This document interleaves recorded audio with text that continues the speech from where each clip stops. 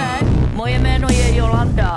Tady máte opět gáčika a chci, abyste viděli velký špatný, to totalitě zakázaný. Automaty, váš manžel hraje automaty, dohlídněte na vaši dceru, ať nedělá takový automaty. Do cvičin to není dobrý, protože to je špatný. A já cítím s váma, protože dostala se do problému, moje dcera hraje automaty, moje dcera dostala se úplně někde jinde. Můj syn hraje automaty, zavřeli ho, úplně na vině.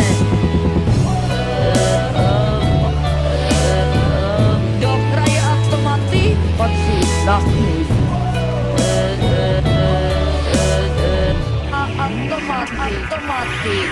Automaty.